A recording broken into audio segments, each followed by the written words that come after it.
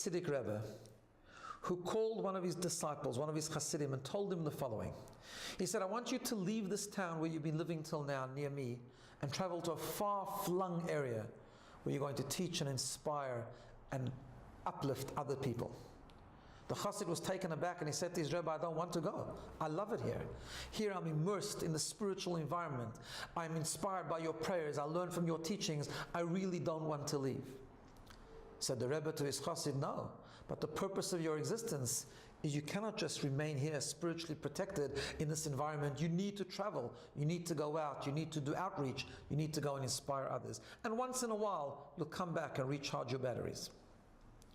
So the Chassid saw he's not getting anywhere with his rabbi, and he said to his teacher, okay, I agree, I will go, I will listen to you, but you said I can come back once in a while. Tell me, how often can I come back? Said the Rebbe to his Chassid the following. He said, you travel. As long as you feel uncomfortable and you're yearning to come back, you're safe. But as soon as you start feeling comfortable where you're living and you don't yearn to come back, come running back to reconnect and to recharge. In our lives, we have two different types of experiences. We have experiences which are directly spiritual and uplifting, where we daven, where we pray, where we learn, where we immerse ourselves and protect ourselves in a spiritual experience, a shiur, a mitzvah, a Shabbat experience. And then there's those times when we leave that environment and we interact with a more mundane world. We get involved with much more physical and lower types of experiences. And there's often a conflict of the balance. Sometimes we want to rather just remain in a spiritual environment. Sometimes we resist leaving spirituality and interacting with the physical. Or sometimes we fall into the trap of being so involved in the material and the physical that we don't even remember that we need to recharge our batteries in the spiritual. In this week's Parsha, God tells Noach that there's going to be a flood. There will be turbulent waters of the flood that will come and threaten the very existence of the world. And God says to Noach, Bo el ha-teva, go into an ark. Teva means an ark, but the Baal Shem Tov explains that the word Teva also means the word. It's translated as to mean words of davening, words of learning.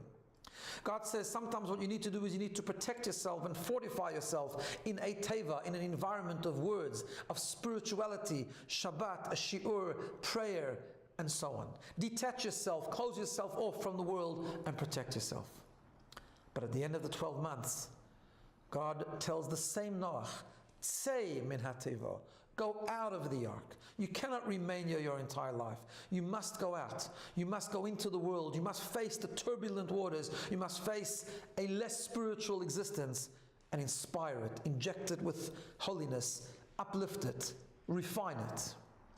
We too have to have both experiences. We have to have the teva. We have to have moments when we learn and we pray and we strengthen ourselves with spirituality. But we can't remain there forever. We must go out of the teva. We must interact with the physical world, the material world, to bring holiness to it, to make it meaningful and purposeful, and lift it up. But we can't get too comfortable there either. Like the Rebbe said to his Chassid, when we get too comfortable with the materialism around us, we know it's time for a recharge. It's time to go back to the shiur. It's time to go back to shul for a prayer. It's time to recharge and reconnect to our spiritual. That's the balance of life. In the teva, out of the teva. It's that balance that gives us a meaningful and purposeful life. Shabbat Shalom.